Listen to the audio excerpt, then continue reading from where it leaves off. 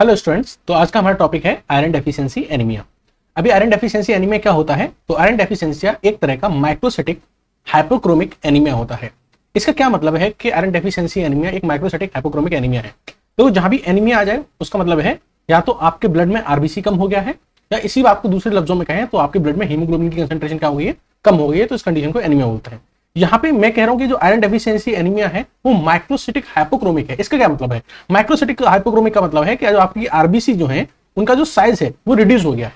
नहीं, ऐसा एनीमिया जिसमें आपकी आरबीसी का साइज रिड्यूस हो जाता है, साथ ही साथ आरबीसी के अंदर जो हीमोग्लोबिन की कंसंट्रेशन होती है वो भी रिड्यूस हो जाती है। तो इस तरह के एनीमिया को हम माइक्रोसाइटिक हाइपोक्रोमिक एनीमिया बोलते हैं। आई रिपीट अगेन, ऐसा एनीमिया जिसमें आरबीसी का साइज कम हो जाता है, उसके अंदर हीमोग्लोबिन की कंसंट्रेशन कम हो जाती है, ऐसे एनीमिया को माइक्रोसाइटिक हाइपोक्रोमिक एनीमिया बोलते हैं। ये चार तरह का होता है। इसको याद करने की जो ट्रिक है वो है सीता। यहाँ S for stand for sideroblastic anaemia, I stand for iron deficiency anaemia, T stand for thalassaemia and A stand for anaemia of chronic disease. A stand for anaemia of chronic disease. देखो, ये जो anaemia of chronic disease है, अगर आपने मेरा previous video lecture देखा है तो एनीमिया ऑफ क्रोनिक डिसीज को मैंने दो जगह आपको बताया है। एक तो मैंने ये आपको बताया है माइक्रोसाइटिक एनीमिया में। माइक्रोसाइटिक एनीमिया में मैंने आपको यहां बताया था कि माइक्रोसाइटिक हाइपोक्रोमिक एनीमिया का एक एग्जांपल क्या है, एनीमिया ऑफ क्रोनिक डिसीज। एक जगह और मैंने आपको बताया था, that is in the case of normocytic anaemia. Normocytic anaemia में भी एनीमिया ऑफ क्रोनिक डिसीज मैंने आपको लास्ट लेक्चर में समझाया था। कहने का मतलब यह है, मैं आपको यह बताना चाह रहा हूं कि मान लीजिए किसी पर्सन को क्रोनिक डिसीज है, एक बीमारी है जो बहुत लंबे टाइम से है, 3 महीने से ज्यादा लंबे टाइम की कोई बीमारी है, और इस बीमारी की वजह से किसी पर्सन को एनीमिया हुआ है, यानी किसी क्रोनिक डिसीज की वजह से पर्सन को एनीमिया हुआ है। तो ये जो एनीमिया हुआ है ये दो तरह का हो सकता है। एक तो ये हो सकता है नॉर्मोसाइटिक एनीमिया, यानी कि आपकी जो आरबीसी है उनका साइज नॉर्मल हो, क्या हो, साइज नॉर्मल हो, और उसके अंदर हीमोग्लोबिन भी क्या हो, नॉर्मल हो, बस क्या कम हो, उनका काउंट कम हो, आरबीसी का काउंट कम हो, यानी ये वाला केस। तो ज्यादातर जो क्रोनिक डिसीज की वजह से जो एनीमिया होते हैं वो इसी तरह के होते हैं, नॉर्मोसाइटिक नॉर्मोक्रोमिक वाले। बट इन सम केसेस अगर क्रोनिक डिसीज जैसे एनीमिया हुआ है तो वो माइक्रोसाइटिक हाइपोक्रोमिक टाइप का भी हो सकता है, यानी कि माइक्रोसाइटिक हाइपोक्रोमिक टाइप का भी एनीमिया हो सकता है। यानी कि इस केस में आरबीसी जो होंगी वो छोटी होंगी और हीमोग्लोबिन की कंसंट्रेशन भी कम होगी। तो anaemia due to chronic disease दो टाइप का हो सकता है, नॉर्मोसाइटिक नेचर का हो सकता है और माइक्रोसाइटिक हाइपोक्रोमिक नेचर का भी हो सकता है। ज्यादा कौन सा देखने को मिलेगा? ज्यादा ये वाला देखने को मिलेगा, यानी ज्यादातर केसेस में आपको आरबीसी की जो साइज होगी वो नॉर्मल देखने को मिलेगी, हीमोग्लोबिन कंसंट्रेशन नॉर्मल देखने को मिलेगा, बट आरबीसी का नंबर काउंट कम होगा। ठीक है, वापस आते हैं अपने टॉपिक पे। तो मैंने आपको बताया था कि जो माइक्रोसाइटिक हाइपोक्रोमिक एनीमिया है वो आपको चार जगह देखने को मिलेंगे, in the case of sideroblastic anaemia, in the case of iron deficiency anaemia, in the case of thalassaemia and in the case of anaemia of the chronic diseases, जो कि आपको कहां देखने को मिलता है, नॉर्मोसाइटिक नॉर्मोक्रोमिक एनीमिया में भी देखने को मिलता है और इवन यहां से ज्यादा देखने को मिलता है। अच्छा, हमारा जो आज का टॉपिक है वो इस सेकंड वाले पे बेस्ड है, that is iron deficiency anaemia. देखो, जो आयरन डेफिशिएंसी एनीमिया है ना, इसके बारे में आपको 3 की पॉइंट्स बता रहा हूं जो आपको जरूर याद रखने हैं। वो ये है, अगर आपसे कोई पूछे कि most common type of anaemia क्या है, आपसे सीधा सवाल करें कि most common type of anaemia बताओ वर्ल्ड वाइड और इंडिया में भी, तो most common type of anaemia आप बोलेंगे आयरन डेफिशिएंसी एनीमिया। क्या बोलेंगे? Iron deficiency anaemia. ठीक है, या फिर अगर आयरन डेफिशिएंसी एनीमिया ऑप्शन में नहीं है, अगर न्यूट्रिशनल डेफिशिएंसी एनीमिया है, क्या है, न्यूट्रिशनल डेफिशिएंसी एनीमिया है, तो आप उस पर टिक लगाएंगे। तो या तो न्यूट्रिशनल डेफिशिएंसी एनीमिया लिखा हो या फिर आयरन डेफिशिएंसी एनीमिया लिखा हो, तो आप इस पर टिक लगा के आएंगे। दूसरा सवाल अगर कोई आपसे करता है मोस्ट कॉमन न्यूट्रिशनल डेफिशिएंसी क्या है, मोस्ट कॉमन न्यूट्रिशनल डेफिशिएंसी क्या है, तो आप बोलेंगे आयरन डेफिशिएंसी। क्या बोलेंगे? आयरन डेफिशिएंसी बोलेंगे। ठीक है, कोई तीसरा आपसे पूछे कि मोस्ट कॉमन कॉज क्या है, कारण क्या है एनीमिया होने का, most common cause of anaemia क्या है, तब भी आप क्या बोलेंगे? आयरन डेफिशिएंसी बोलेंगे। आपको तीनों सवाल क्लियर हुए?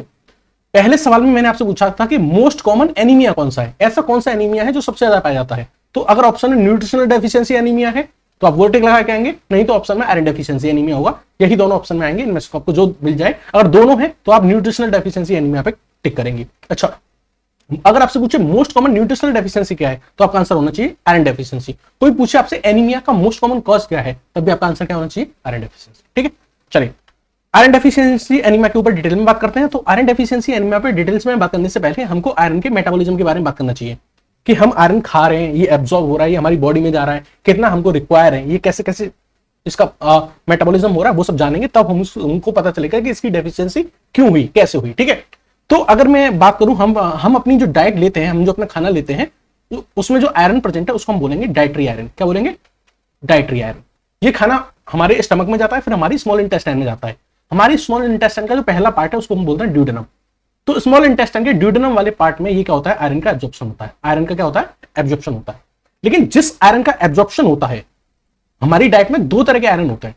एक होता है haem iron, that is Fe+2, और एक होता है हमारे फूड में नॉन हीम आयरन। कौन सा, non haem iron, that is Fe+3। तो जो मैं आपसे बात कर रहा हूं कि हमारी स्मॉल इंटेस्टाइन में एब्जॉर्ब होगा, वही Fe+2 वाला एब्जॉर्ब होगा। हमारे ड्यूडेनम में जो एब्जॉर्ब होगा ये Fe+2 वाला होगा। यानी हमारी बॉडी इसको एब्जॉर्ब कर सकती है, इसको एब्जॉर्ब नहीं कर सकती। ये जो फ्री है हमको मिलता है कौन सा, कौन सी डाइट में मिलता है, ये हमको मिलता है मेनली नॉन वेज फूड में। किसमें, नॉन वेज फूड में, या फिर आप कहिए एनिमल बेस्ड फूड में। किसमें, एनिमल बेस्ड फूड में। ओके, ये कहां मिलता है, वेज फूड में, प्लांट बेस्ड फूड में।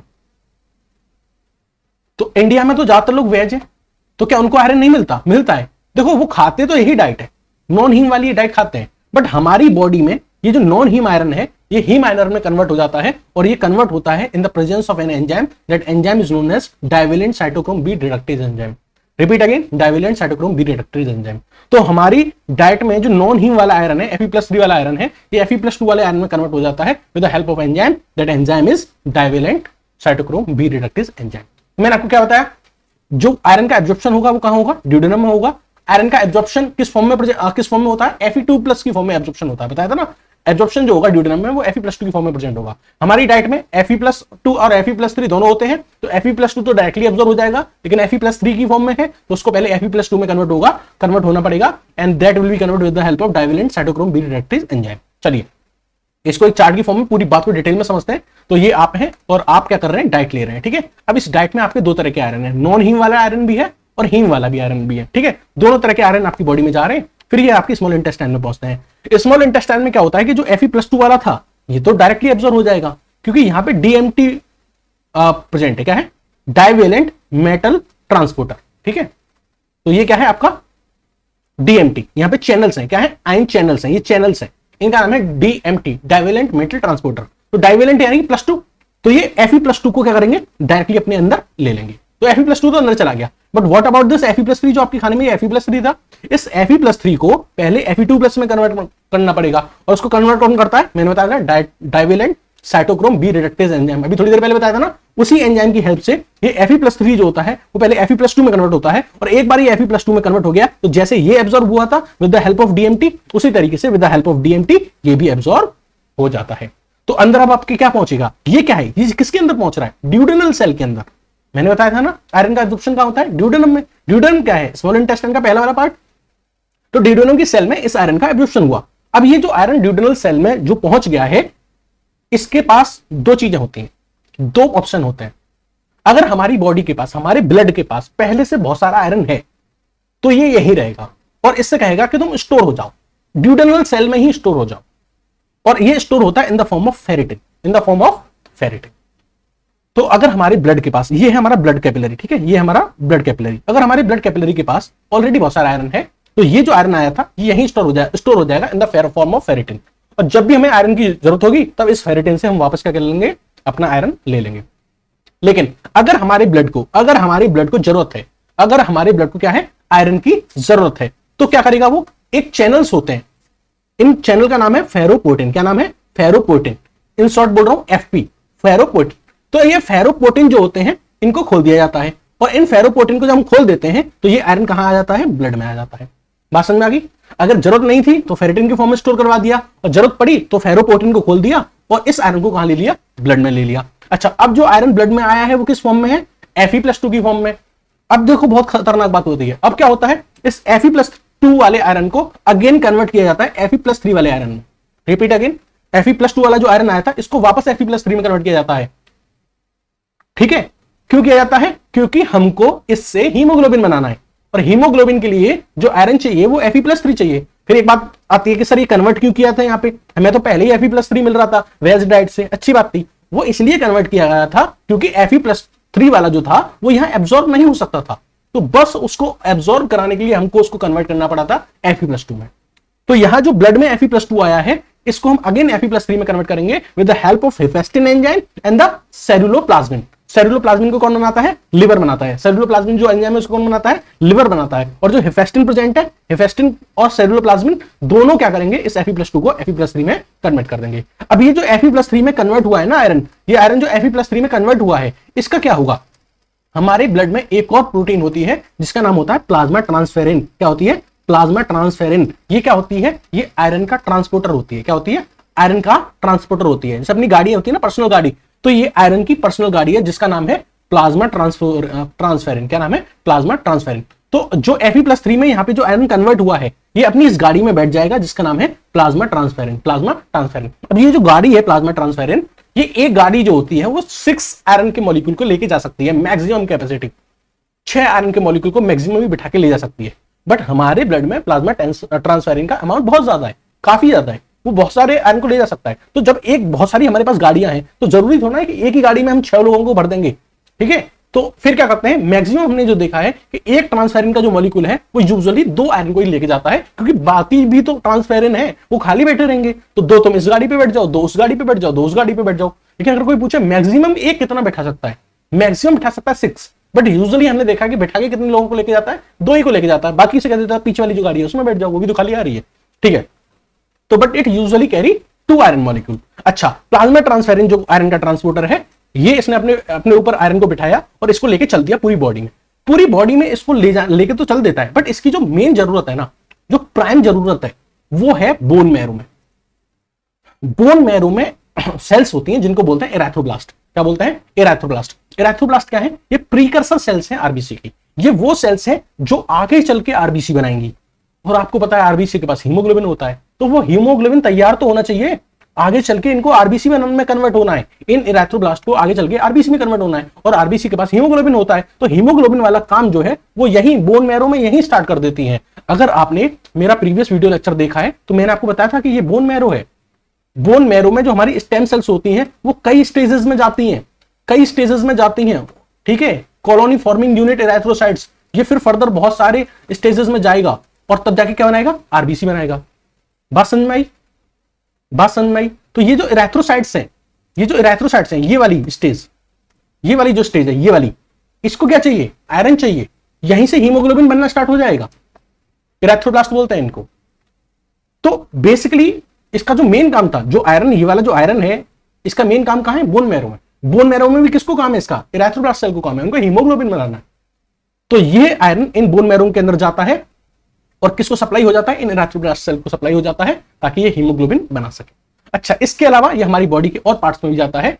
जो आयरन था वो हमारी बॉडी के और पार्ट्स में भी जाता है, मसल्स में जाता है। मसल्स में इसका जो यूज है वो मायोग्लोबिन बनाने में है। साथ ही साथ ये हमारे रेटिकुलो एंडोथेलियल सिस्टम में जाता है और वहां पे एज अ फेरेटिन जाके स्टोर हो जाता है। साथ ही साथ ये जो आयरन है ये हमारे लिवर में जाता है, और बहुत इंपॉर्टेंट बात, लिवर में ये जाके स्टोर होता है in the form of ferritin.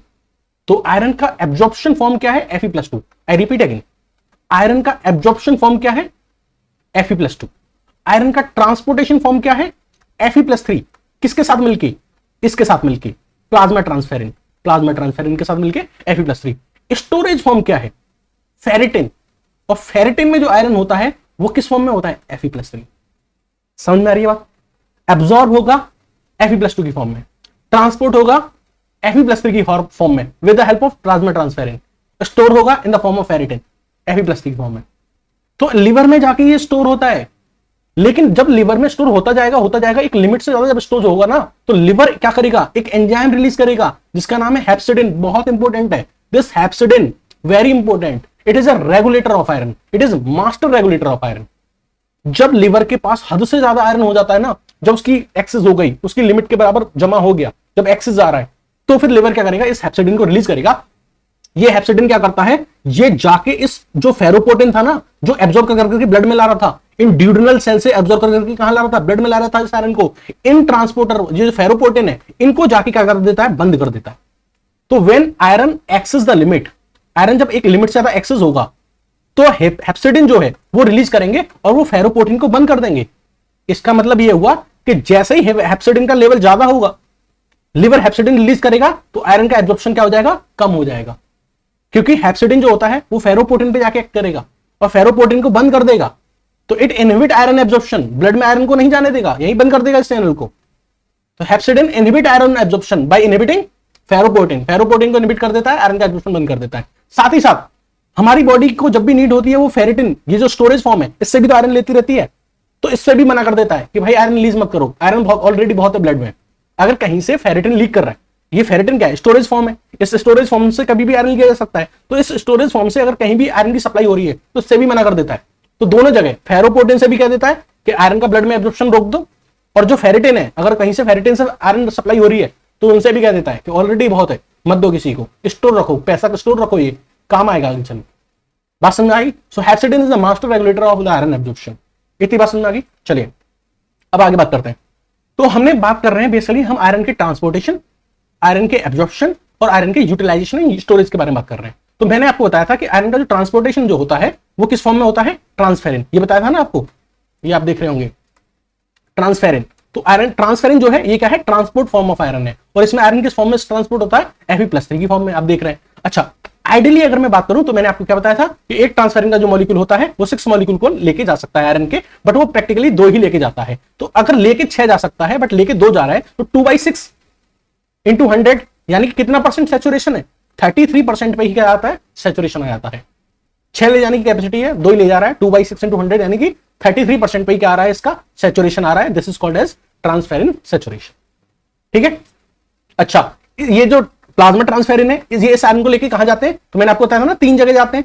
सबसे पहले कहां जाएंगे, सबसे इंपोर्टेंट क्या था, बोन मैरो। बोन मैरो में कौन बैठा है, इरेथ्रोब्लास्ट सेल बैठ रही है। वो इरेथ्रोब्लास्ट सेल क्यों बैठी है, उनको भाई हीमोग्लोबिन बनाना है, वो इस आयरन का वेट कर रही है। ओके, और कहां ले जाता है, लिवर में ले जाता है। लिवर में क्या होना है, इस आयरन का स्टोरेज होना है in the form of Fe+3। जब एक्सेस हो जाएगी तो लिवर क्या करेगा, हेप्सिडिन रिलीज करेगा। हेप्सिडिन क्या है, मास्टर रेगुलेटर ऑफ आयरन है। वो जैसे ही एक्सेस हो जाएगी लिवर में आयरन की इन द फॉर्म ऑफ फेरिटिन, वो क्या करेगा, हेप्सिडिन रिलीज करेगा। हेप्सिडिन क्या करेगा, फेरोपोर्टिन को रोक देगा, और फेरिटिन से भी क्या देगा कि आयरन रिलीज मत करो, जमा करके रखो, काम आएगा आगे। अच्छा, अगर बॉडी टिश्यूज में भी जाता है, मसल्स में जाता है in the form of myoglobin, हमको देखने को मिलता है, and it goes into the reticuloendothelial system, वहां पे भी it is stored as in the form of ferritin और हीमोसिड्रिन। फेरिटिन और हीमोसिड्रिन एक ही बात है। ठीक है, हमने आपको बताया कि था कि इसका जो सबसे इंपोर्टेंट काम है वो बोन मैरो में है, और बोन मैरो में किस चीज में है, हीमोग्लोबिन फॉर्मेशन में। तो बोन मैरो में जाके हीमोग्लोबिन फॉर्मेशन कैसे होता है उसको एक बार मैं आपको दिखाना चाहता हूं। तो मैंने आपको बताया था कि ब्लड में जो हमारा ये प्लाज्मा ट्रांसफेरिन था, ये अपने ऊपर आयरन को बिठा के ले जा रहा था ना, और ले जा कहां रहा था, सबसे पहले बोन मैरो के पास लेके गया, उसको सबसे ज्यादा जरूरत थी। बोन मैरो में कौन बैठी है, ये बैठी है इरेथ्रोब्लास्ट सेल्स। इसने कहा इसके पास क्या है, TFRC ट्रांसफेरिन रिसेप्टर है। ये ट्रांसफेरिन रिसेप्टर जो है वो आते हुए देखेंगे किसको, इस ट्रांसफेरिन के मॉलिक्यूल को, और कहेंगे कि वाओ आयरन आ गया है। अगर आयरन आ गया है तो ये इस आयरन को क्या करेंगे, अपने पास ले लेंगे। तो बेसिकली इरेथ्रोब्लास्ट सेल्स प्रेजेंट है कहां, हमारे बोन मैरो में। ये क्या है, प्रीकर्सर ऑफ RBC है, इनको हीमोग्लोबिन बनाना है। ठीक है, अब ये जो इरेथ्रोब्लास्ट सेल्स हैं ये 3 तरह की होती हैं, इनकी 3 स्टेजेस होती हैं। सबसे पहली स्टेज जो होती है वो होती है अर्ली इरेथ्रोब्लास्ट, फिर होती है इंटरमीडिएट इरेथ्रोब्लास्ट, और फिर होती है लेट इरेथ्रोब्लास्ट। जो अर्ली इरेथ्रोब्लास्ट है इन्हीं को बनाना, ये पहली वाली जो है इन्हीं के पास क्या है, TFRC, ये रिसेप्टर है जो पहचानेंगे इस आयरन को आते हुए, इस आयरन को आते हुए पहचानेंगे। ये जो TFRC है ना, ये आयरन को आते हुए देखेंगे और बाइंड हो जाएंगे इससे, और बाइंड होके क्या कर लेंगे, कैप्चर कर लेंगे, इस आयरन को कैप्चर कर लेंगे, और कैप्चर करके क्या बनाएंगे, हीमोग्लोबिन बनाएंगे। कैसे कैप्चर करते हैं, देखो ये क्या थी, आपकी इरेथ्रोब्लास्ट सेल है, ये आपकी क्या है, इरेथ्रोब्लास्ट सेल है। इसने इस ट्रांसफेरिन के मॉलिक्यूल को आते हुए देखा और देखा कि इसके पास क्या है, Fe+3 है। क्या है इसके पास, Fe+3 है, Fe+3 है। तो जैसे ये देखेगी तो इस इरेथ्रोब्लास्ट सेल के सरफेस पे क्या है, TFRC, ये वाली TFRC है। तो ये TFRC की हेल्प से इस पूरे के पूरे कॉम्प्लेक्स को, ये जो इरेथ्रोब्लास्ट सेल्स है ना, ये एंगल्फ कर लेगी।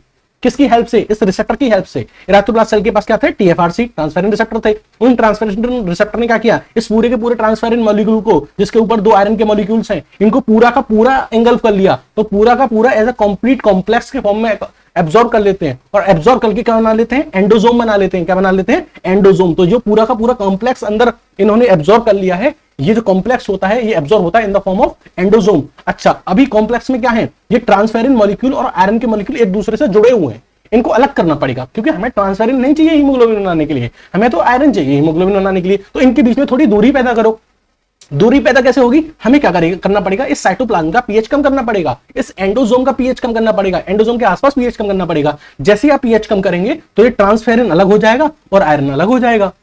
अब जैसे ये आयरन अलग होगा, ये आयरन अलग होगा, ये क्या है, न्यूक्लियस। ये क्या है, न्यूक्लियस। ये जो आयरन अलग हुआ है ना, ये चला जाएगा फिर माइटोकॉन्ड्रिया में, किसमें, माइटोकॉन्ड्रिया में। तो जो आयरन यहां से अलग हुआ है, ट्रांसफेरेंस से अलग अलग हुआ है जो आयरन, 90% ऑफ आयरन कहां चला जाता है, माइटोकॉन्ड्रिया के पास चला जाता है। क्योंकि आपने हीमोग्लोबिन की सिंथेसिस पढ़ी है, तो आपको पता है माइटोकॉन्ड्रिया में क्या होता है, हीमोग्लोबिन सिंथेसिस होती है। तो 90% आयरन जो होता है ये कहां चला जाता है, हीमोग्लोबिन फॉर्मेशन में चला जाता है, और 10% जो होता है वो साइटोप्लाज्म में चला जाता है ग्लोबिन का फॉर्मेशन के लिए। तो साइटोप्लाज्म में ग्लोबिन का फॉर्मेशन हो रहा है, माइटोकॉन्ड्रिया में हीम का फॉर्मेशन हो रहा है, दोनों मिलकर क्या बना लेंगे, हीमोग्लोबिन बना लेंगे।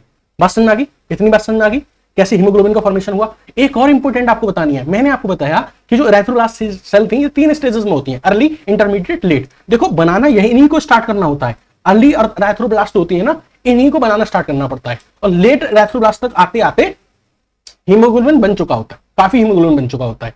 तो जब हीमोग्लोबिन बन जाता है at the age of late erythroblast, तो फिर ये इरेथ्रोब्लास्ट क्या करती हैं, इनके पास जो रिसेप्टर था ना टीएफआरसी, जो चौंस से निकली हुई है, ये जो चौंस से निकली हुई है ना, ये वाली, इसको बोलते हैं टीएफआरसी, ट्रांसफेरिन रिसेप्टर्स है। अगर हीमोग्लोबिन बन गया तो इनकी कोई जरूरत ही नहीं है, क्योंकि इनको क्यों रखा हुआ था, ये रिसेप्टर क्यों थे, ताकि आयरन आए तो उसको कैप्चर कर लें। बट हीमोग्लोबिन बन रहा है तो अब आयरन को कैप्चर नहीं कराना है, तो फिर हमारी जो लेट इरेथ्रोब्लास्ट सेल होती है वो इन रिसेप्टर को क्या कर देती है, शेड कर देती है, छोड़ देती है। और जब शेड कर देती है तो ये रिसेप्टर जो होते हैं ना, ये ब्लड में चले जाते हैं, और जब ब्लड में चले जाते हैं तो हम जब सीरम में इनका लेवल चेक करते हैं, तो अगर हमें सीरम में इनका लेवल दिख जाता है, हाई लेवल दिख जाता है इनका, तो हम ये जज कर सकते हैं कि इरेथ्रोपोइसिस हमारी बोन मैरो में हो रही है, हमारी बोन मैरो में ब्लड का फॉर्मेशन हो रहा है, इरेथ्रोपोइसिस हो रही है। तो ये बहुत इंपॉर्टेंट टेस्ट है कि हम सीरा ब्लड में ब्लड का टेस्ट करके हम बोन मैरो की एक्टिविटी पता कर सकते हैं। अगर ब्लड में आपके क्या देखने को मिल रहा है, ट्रांसफेरिन रिसेप्टर देखने को मिल रहे हैं, तो इसका मतलब ये है कि बोन मैरो में कहीं ना कहीं इरेथ्रोपोइसिस हो रही है। So this is an important test in the bone marrow examination without using the bone marrow. ठीक है, now we are going to understand about the factor affecting iron absorption. तो मैंने आपको बताया था कि आयरन का जो एब्जॉर्प्शन होता है वो कहां होता है, स्मॉल इंटेस्टाइन के ड्यूडेनम वाले पार्ट में होता है। आपको एक बात बतानी है कि मैंने आपको बताया था कि जो आयरन का एब्जॉर्प्शन होता है वो Fe+2 फॉर्म में होता है। तो अगर कोई भी डाइट ऐसी है जो Fe+2 रिच है, यानी कि नॉन वेज डाइट है, तो ये हमारी एब्जॉर्प्शन को बढ़ा देगी, क्योंकि जो Fe+2 का एब्जॉर्प्शन हाई होता है।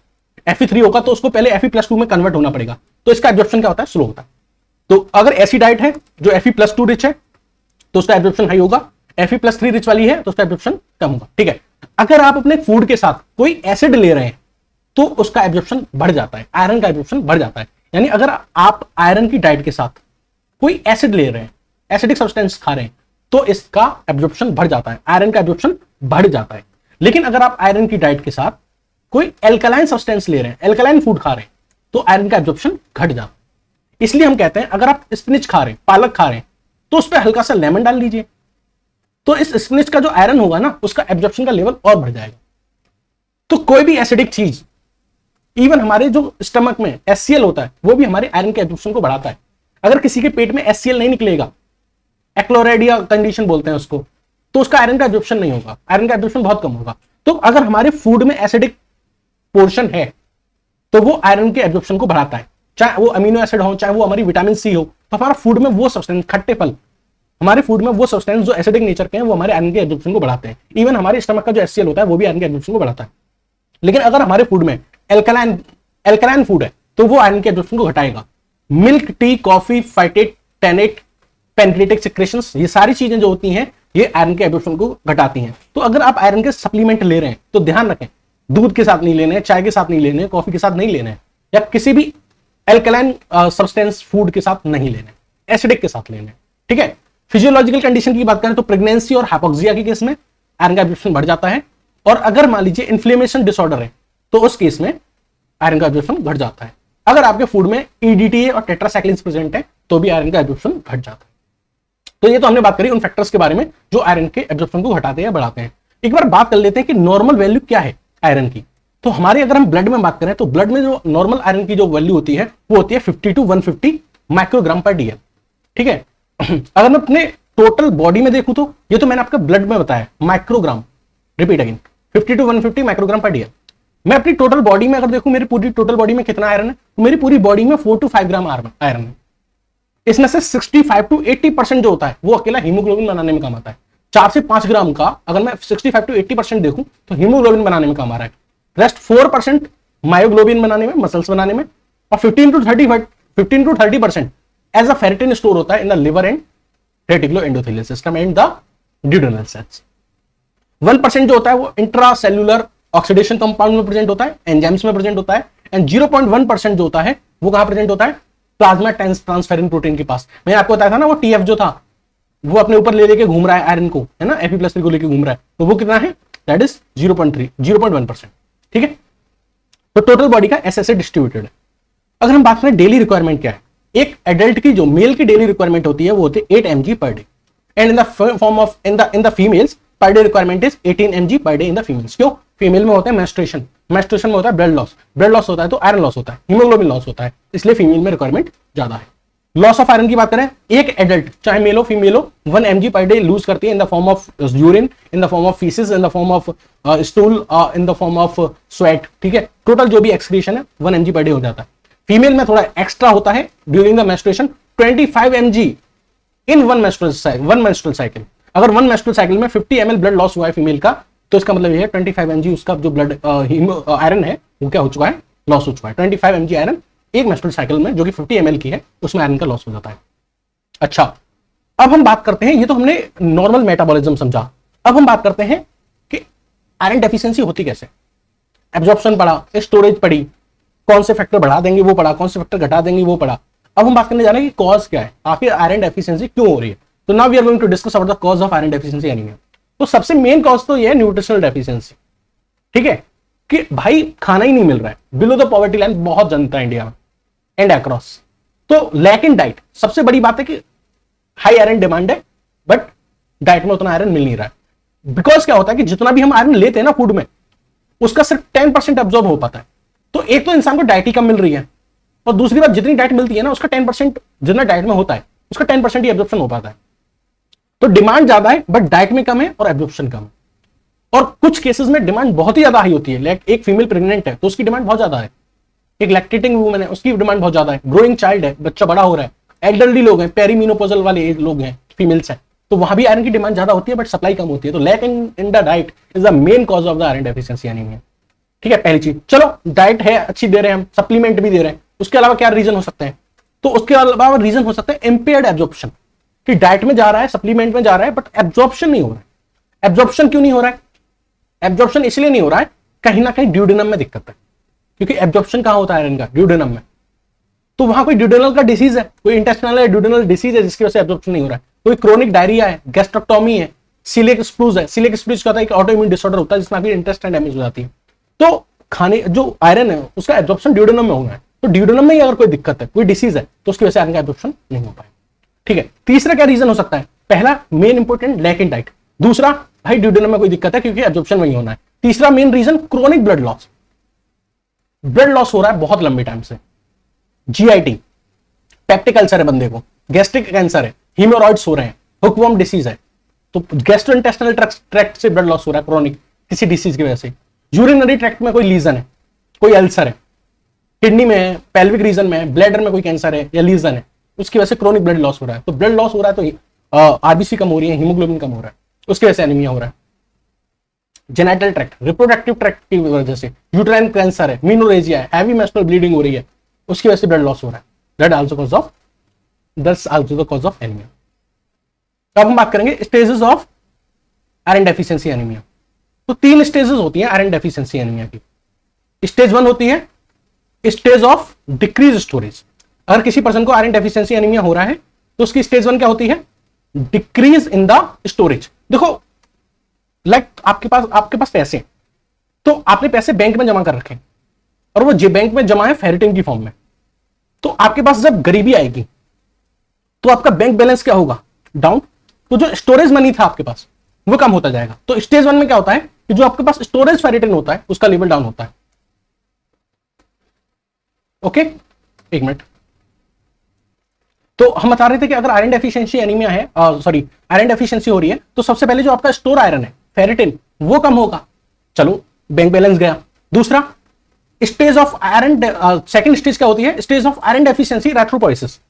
अब क्या होगा कि आपका जो हीमोग्लोबिन बन रहा था, आरबीसी जो बन रही थी, वो बनना कम हो जाएगा, क्योंकि अगर आयरन कम है आपकी बॉडी में तो इरेथ्रोपोइसिस नहीं होगी ना, इरेथ्रोपोइसिस नहीं होगी, बोन मैरो में जो इरेथ्रोपोइसिस हो रही थी वो नहीं होगी, तो फिर आपकी जो आयरन प्रोफाइल है वो डिरेंज देखने को मिलेगी। आपको देखने को मिलेगा जब आप उसकी सीबीसी कराओगे ना, सीबीसी कराओगे तो आपको देखने को मिलेगा कि उसमें जो हीमोग्लोबिन है वो कम आ रहा है, उसका जो आरबीसी काउंट है वो कम आ रहा है, उसकी जो मीन कॉर्पस्कुलर वॉल्यूम है वो कम आ रहा है, उसका जो पैक्ड सेल वॉल्यूम है वो कम आ रहा है। तो पहला स्टेज में तो क्या हुआ था कि जो स्टोर आयरन था उसको यूटिलाइज किया, तब तक तो कोई दिक्कत नहीं थी, क्योंकि जब भी इलेक्ट्रोपोइसिस के लिए आयरन रिक्वायर्ड था जो फेरेटिन की फॉर्म में स्टोर था उसको दे देते थे। तो सबसे पहली स्टेज में क्या हुआ कि भाई जो बैंक में जमा था फेरेटिन वो ड्यूज हुआ, वो खत्म हो गया। अब तो है ही नहीं आयरन, आयरन नहीं है तो इरेथ्रोपोइसिस नहीं होगी, इरेथ्रोपोइसिस नहीं होगी तो जब आप ब्लड के पैरामीटर चेक करोगे तो उसमें आयरन की प्रोफाइल डी रेंज नजर आएगी। Stage 3 now going more advance, stage 3 में क्या होगा, stage of iron deficiency anaemia. अब तो क्या होगा, इतनी बुरी हालत हो जाएगी कि आरबीसी जो बनने लगेंगी वो माइक्रोसाइटिक बनने लगेंगी, छोटी बनने लगेंगी, हीमोग्लोबिन है ही नहीं तो हीमोग्लोबिन की कंसंट्रेशन कम हो जाएगी, तो आपको कौन सा एनीमिया हो जाएगा, माइक्रोसाइटिक हाइपोक्रोमिक एनीमिया। और अब आप किस स्टेज में आ चुके हैं, आप आ चुके हैं in the stage of iron deficiency anaemia. तो जो स्टेज 3 होती है वो होती है stage of iron deficiency anaemia. और उस टाइम पे जब इरेथ्रोपोइसिस होगी तो आयरन होगा नहीं, आयरन होगा नहीं तो हीमोग्लोबिन बनेगा नहीं, हीमोग्लोबिन नहीं बनेगा तो आरबीसी हाइपोक्रोमिक होंगी, साथ के साथ स्मॉल इन साइज की होंगी, and then it will cause the microcytic hypochromic anaemia. अब आपको समझ में आया कि iron deficiency anaemia is the microcytic hypochromic anaemia.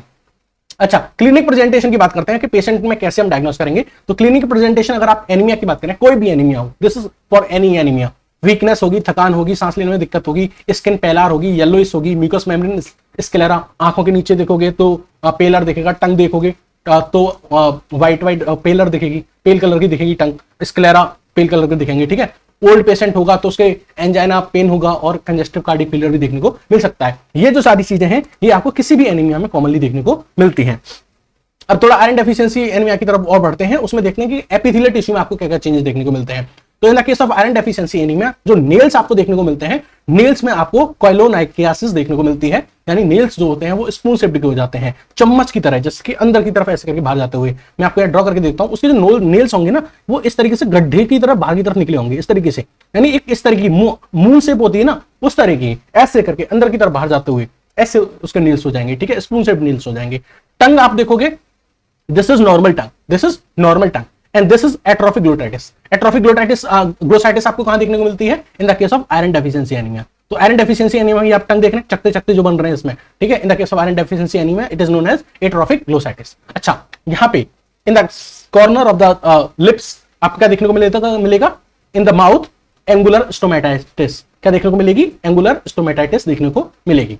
अगर आप छोटा बच्चा है, छोटा बच्चे के अंदर आपको पीका मतलब उसको जो नॉन एडिबल आइटम्स होते हैं उनको खाने की क्रेविंग होगी, लाइक उसका चौक खाने का मन करेगा, मिट्टी खाने का मन करेगा, यानी कि नॉन एडिबल आइटम खाने का मन करेगा अगर वो बच्चा होगा। तो बड़े में भी देखने को मिलता है कभी कभी।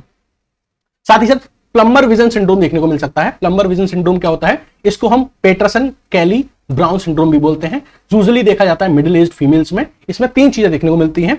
एक तो जो बंदा होता है ना उसकी ईजोफेगस में वेब्स बन जाते हैं, वेब्स बन जाते हैं, कॉन्स्ट्रिक्शन। वैसे ईजोफेगस क्या है, वो फूड पाइप है, फूड की नली है जिससे माउथ से स्टमक में खाना जाता है। इस पाइप में क्या होते हैं, वेब्स बनने लगते हैं, कॉन्स्ट्रिक्शन क्रिएट होने लगते हैं। साथ ही साथ अब इस पाइप में कॉन्स्ट्रिक्शन क्रिएट हो जाएंगे तो खाना फंस जाएगा, तो यहां पे हैवीनेस लगेगी, खाना खाने का मन नहीं करेगा, डिस्फेजिया रहेगा, खाना खाने का मन नहीं करेगा, खाना खाने का मन नहीं करेगा, फुलनेस रहेगी। तो जब खाना खाने का भी मन नहीं करेगा तो डाइट में आयरन क्या हो जाएगा, कम हो जाएगा। इन पर्सन क्या होगा, आयरन डेफिशिएंसी एनीमिया होगा। तो ये ट्राइड है किसके, प्लम्बर विजन सिंड्रोम के, जो कि आयरन डेफिशिएंसी एनीमिया में देखने को मिलता है। अब लैब डायग्नोसिस कैसे करेंगे, तो लैब डायग्नोसिस करने के लिए for the iron deficiency anaemia हम ब्लड एग्जामिनेशन कर सकते हैं, हम आयरन स्टडीज कर सकते हैं, एंड हम बोन मैरो स्टडी कर सकते हैं। ब्लड एग्जामिनेशन में हमको क्या पता पड़ेगा, आयरन कम है ना, तो मेन काम क्या था, इरेथ्रोपोइसिस, आरबीसी का बनना, आरबीसी नहीं बनेंगी, ठीक है। तो अगर आयरन नहीं होगा तो उस बंदे का जो आरबीसी काउंट होगा वो फाउल होगा। साथ ही साथ हीमोग्लोबिन कम होगा, क्योंकि हीमोग्लोबिन बनने के लिए आयरन चाहिए, आयरन है नहीं तो हीमोग्लोबिन कम होगा। MCV mean corpuscular volume, size छोटा होगा, इसलिए तो माइक्रोसिटिक है, microcytic hypochromic anaemia. Mean corpuscular haemoglobin और मीन कॉर्पस्कुलर हीमोग्लोबिन कंसंट्रेशन दोनों ही कम होंगी। जब हीमोग्लोबिन ही कम है तो हीमोग्लोबिन की जो कंसंट्रेशन है वो भी कम होगी। तो माइक्रोसिटिक हाइपोक्रोमिक क्यों बोला है, हाइपोक्रोमिक इसलिए तो बोला है कि कंसंट्रेशन कम है। तो जब आप उस बंदे का सीबीसी कराओगे तो आरबीसी काउंट कम दिखेगा, हीमोग्लोबिन कम दिखेगा, mean corpuscular volume, mean corpuscular haemoglobin, mean corpuscular haemoglobin concentration सब आपको कम मिलेंगे। लेकिन 2 चीजें आपको बढ़ी हुई मिलेंगी, एक है आरडीडब्ल्यू, क्या है RDW, this is called as red cell distribution width. Red cell distribution width का क्या मतलब होता है, it is a measure of the variation in the size of RBC, कि आरबीसी के साइज में कितने वेरिएशन है। यानी आपने आरबीसी को माइक्रोस्कोप के अंदर देखा तो आपको दिखेगा कुछ आरबीसी छोटी, कुछ बड़ी, कुछ बहुत बड़ी, कुछ बहुत छोटी। अगर ये वेरिएशन ज्यादा देखने को मिलता है तो इसका मतलब ये है आरडीडब्ल्यू ज्यादा है, और आपको सारी आरबीसी अप्रोक्सीमेटली सेम साइज की दिख रही है, आरडीडब्ल्यू कम है। आयरन डेफिशिएंसी एनीमिया में हमको देखने को मिला कि आरडीडब्ल्यू जो था वो ज्यादा था, यानी वेरिएशन इन साइज देखने को मिल रहा था। The variation in size is called as anisocytosis, यानी कि आयरन डेफिशिएंसी एनीमिया में एनाइसोसाइटोसिस देखने को मिलती है। सवाल आता है कि सर अभी तो आप थोड़ी देर पहले कह रहे थे कि आरबीसी जो होंगी वो माइक्रोसाइटिक होंगी, छोटे साइज की होंगी, फिर आप ये क्यों कह रहे हो कि वेरिएशन इन साइज की होंगी, कुछ छोटी होंगी, कुछ बीच की होंगी, कुछ बहुत बड़ी होंगी। देखो होता क्या, आयरन डेफिशिएंसी एनीमिया में अगर वो परसिस्टेंट है, कंटिन्यूड है, तो आरबीसी छोटी होंगी। बट क्या हमारी डाइट फिक्स होती है? हमारी डाइट फिक्स नहीं होती। किसी दिन बहुत सारा खा लेते हैं तो उस दिन आयरन की सप्लाई हमारी बॉडी में बहुत ज्यादा हो गई है, तो उस दिन तो नहीं हमको आयरन डेफिशिएंसी, तो उस दिन प्रॉपर सप्लाई हो गई आयरन की तो आरबीसी बड़ी बन गई। फिर नेक्स्ट डे फिर कुछ नहीं मिला, फिर आरबीसी छोटी हो गई, आयरन नहीं मिला। तो बिकॉज हमारी डाइट वेरी करती रहती है, तो डाइट की वजह से सप्लाई भी वरी करती है। जिस दिन सप्लाई ज्यादा होती है ज्यादा साइज की बन जाती है, सप्लाई कम होती है तो स्मॉल साइज की बन जाती है। इसलिए आयरन डेफिशिएंसी एनीमिया में आरडीडब्ल्यू जो होता है वो इंक्रीज देखने को मिलता है। दूसरी चीज, रेटिकुलोसाइट काउंट। रेटिकुलोसाइट क्या है? ये एक जो हमारी आरबीसी होती है ना, मैच्योर आरबीसी जो होती है हमारी, मैच्योर आरबीसी, उससे जस्ट प्रीवियस स्टेज होती है जिसको हम बोलते हैं रेटिकुलोसाइट्स। रेटिकुलोसाइट्स वो पहली सेल्स होती हैं जो बोन मैरो से निकल के सीधे हमारे ब्लड में आती हैं। तो अगर आपने ये देखा है रेटिकुलोसाइट्स, ये जो आरबीसी की पूरी स्टेजेस है फॉर्मेशन की, आरबीसी के फॉर्मेशन की पूरी स्टेजेस है, तो रेटिकुलोसाइट वो फाइनल स्टेज है जो किसमें आती है? हमारी ब्लड वेजल्स में आती है। यही किसमें कन्वर्ट हो जाती है? मैच्योर आरबीसी में कन्वर्ट हो जाती है। इतनी बात समझ में आ गई? तो रेटिकुलोसाइट्स जो होती हैं इनका काउंट आपको ब्लड में ज्यादा देखने को मिलेगा। अब देखो एक बात बताओ, अगर आपके इंडिया में कोविड है तो मास्क बनाने वाली जो फैक्ट्री होंगी उनकी स्पीड बढ़ जाएगी, तो आपके ब्लड में आरबीसी कम हो रही है, तो आपका जो बोन मैरो है वो एक्स्ट्रा काम करेगा, वो ज्यादा मेहनत करेगा, वो ज्यादा से ज्यादा आरबीसी बनाने की कोशिश करेगा। बात समझ में आ रही है मेरी? बन नहीं पाएंगी, ज्यादा कोशिश कर रहा है। यानी कि अगर जब आयरन डेफिशिएंसी एनीमिया होता है तो आपकी रेटिकुलोसाइट इंक्रीज होती हैं, बट उस प्रोपोर्शन में इंक्रीज नहीं हो पाती जिस प्रोपोर्शन का एनीमिया है। आप मास्क बना रहे हैं बट डिमांड बहुत ज्यादा है, आप बनाते जा रहे हैं फिर भी आप सप्लाई पूरी नहीं कर पा रहे हैं, लेकिन आप बना तो रहे ना। आपका प्रीवियस से कंपैरिजन किया जाए, पहले से आप ज्यादा मास्क बना रहे थे कोविड के टाइम में, आप कितना भी बना रहे थे सप्लाई चेन पूरी नहीं कर पा रहे थे क्योंकि डिग्री ऑफ एनीमिया ज्यादा है। तो रेटिकुलोसाइट काउंट इंक्रीज होता है बट क्योंकि डिग्री ऑफ एनीमिया ज्यादा है, तो एज कंपेयर टू नॉर्मल आपको देखने को मिलेगा कि रेटिकुलोसाइट काउंट नॉर्मल से बढ़ा हुआ होगा। तो ये तो हमने करी ब्लड एग्जामिनेशन। ब्लड एग्जामिनेशन से हम आयरन डेफिशिएंसी एनीमिया कंक्लूड कर सकते हैं। नेक्स्ट, आप चाहे तो आप आयरन स्टडी कर सकते हैं, ठीक है। सॉरी, पहले हम थोड़ा माइक्रोस्कोपिक एग्जामिनेशन भी करवा देते हैं आपको। वही ब्लड था, हमने उसको माइक्रोस्कोप के अंदर लगा के देखा, तो आपने देखा कि जो आरबीसी थी वो माइक्रोसिटिक थी।